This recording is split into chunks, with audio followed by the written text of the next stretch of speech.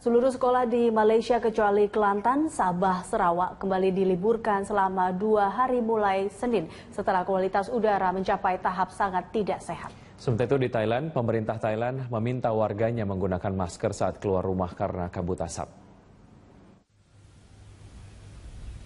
Kementerian Pendidikan Malaysia meminta semua sekolah untuk libur dan tidak perlu digantikan dengan sesi persekolahan lain.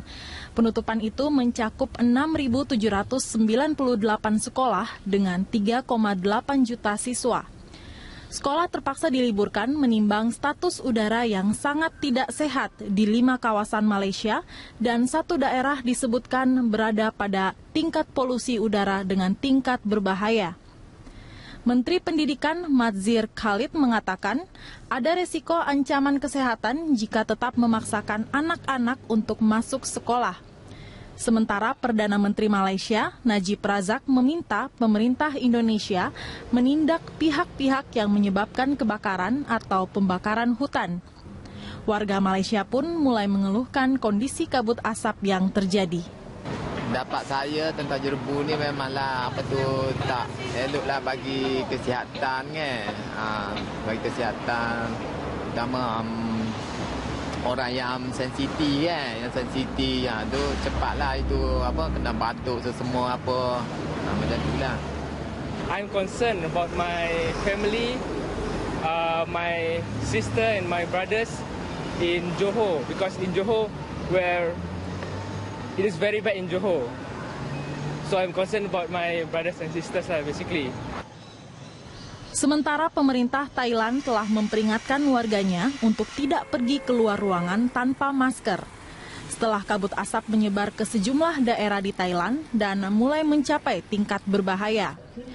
Provinsi yang terkena dampak kabut di Thailand yaitu Songkhla, Trang, Yala, dan Pattani.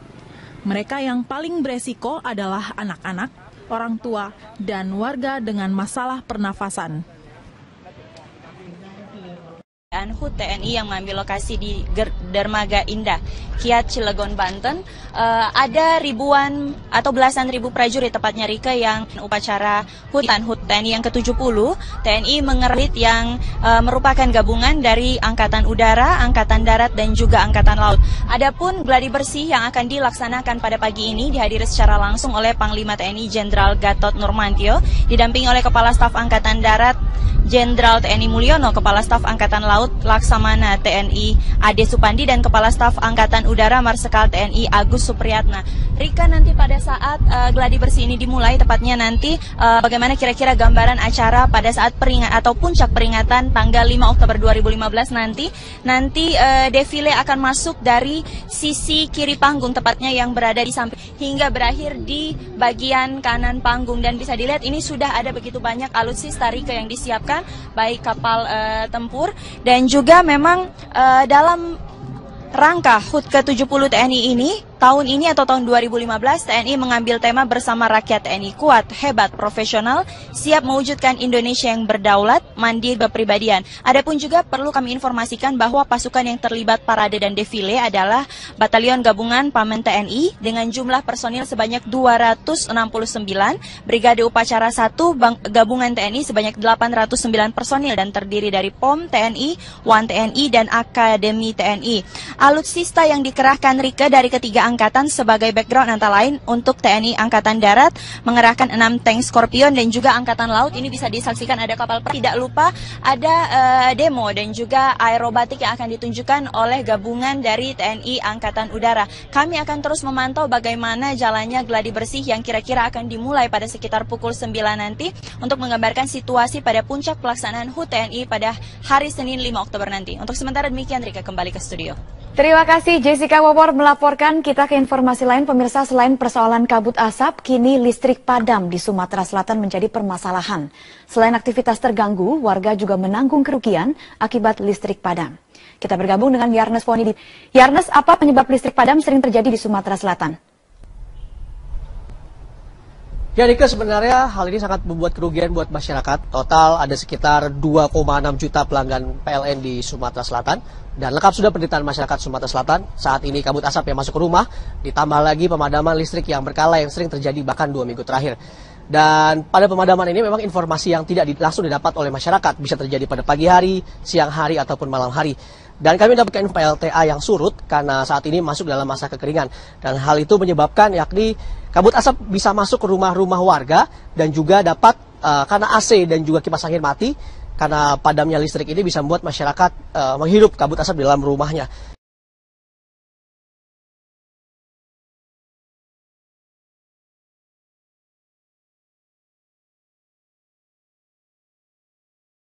Pihak PLN. Dengan kondisi musim kemarau sekarang, beberapa PLTA itu tidak bisa beroperasi. Kalaupun bisa. Itu juga jadi, dan PLN menyatakan defisit daya sekitar 225 sampai dengan 240 megawatt. Berikut petikan wawancara dari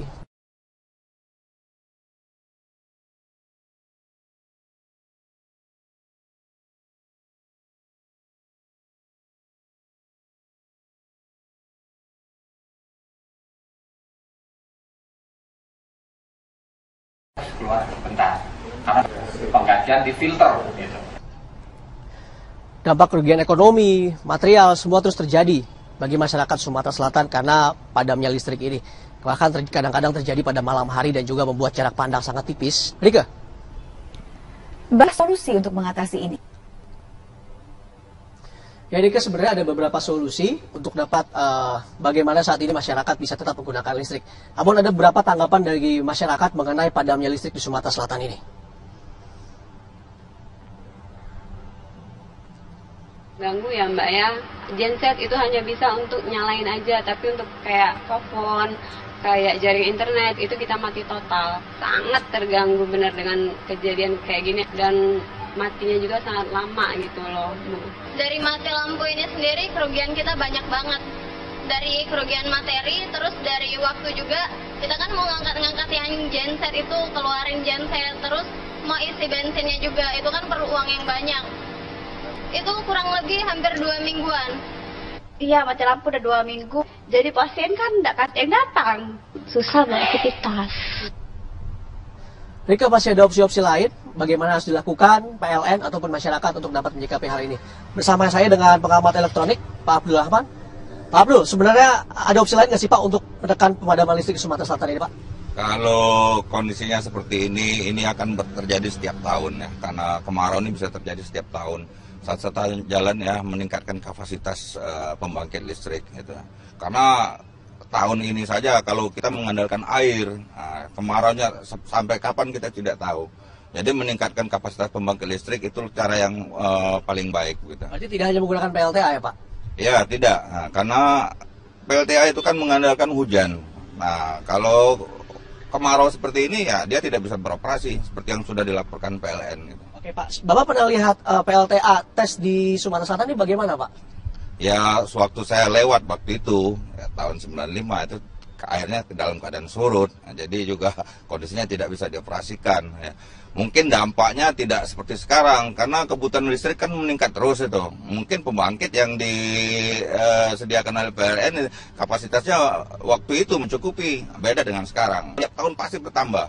Nah itu solusi ke depan harus diperhitung dengan cermat ya, bagaimana caranya supaya meningkatkan kapasitas pembangkit itu sesuai dengan kebutuhan masyarakat. Oke, sekarang berarti masih kurang ya Pak kapasitas pembangkit buat masyarakat Sumatera Selatan ya.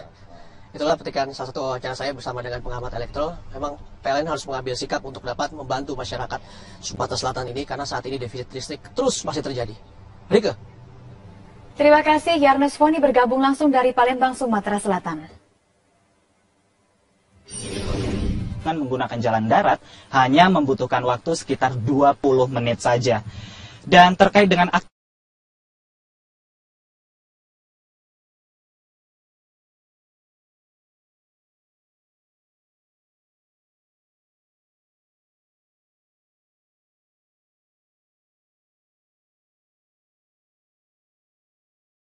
juga pengunjung bisa makan-makan. Timur pantai ini ada banyak pondok yang bisa dimanfaatkan oleh para pengunjung untuk menyantap menu seafood yang telah disiapkan oleh para pengelola di sini. Dan juga memancing di sini karena di sebelah selatan pantai ini berupa karang, maka banyak sekali ikan di sana yang bisa dipancing oleh para pengunjung. Dan yang terakhir, fenomena sunset yang paling penting. Jika pada sore hari, karena ini letaknya di sebelah barat, ini membuat fenomena sunset sangat mudah untuk disaksikan pada sore hari. Dan Rike, yang perlu kami sampaikan di sini adalah memang pengelolaan di Pantai Lampu ini sudah cukup baik. Namun masih ada ratusan